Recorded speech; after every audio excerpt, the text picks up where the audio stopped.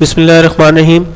اور class is 5 subject science اور page number جو ہم نے آج ڈسکس کرنا ہے دیٹ از 86.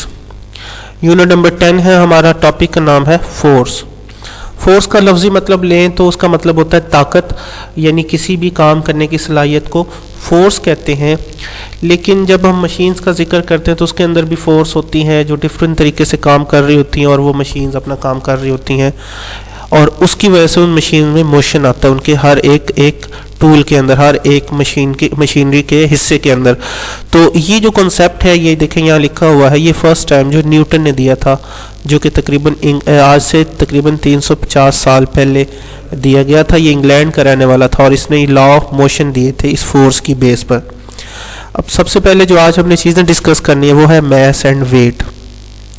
ویٹ کا لفظی مطلب وزن ہوتا ہے اور میس بھی بیسیکلی وزن ہوتا ہے.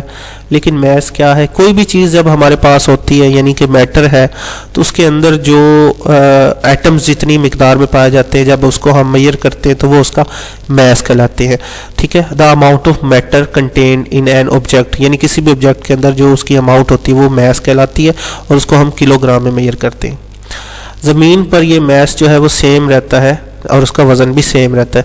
لیکن وزن کیا ہے؟ بیسیکلی گریوٹی کسی میس پر کتنا اثر کرتی ہے وہ ایک کیلکولیشن کے بعد ہم فائنڈ کر سکتے ہیں، تو وہ اس کا ویٹ کہلاتا ہے.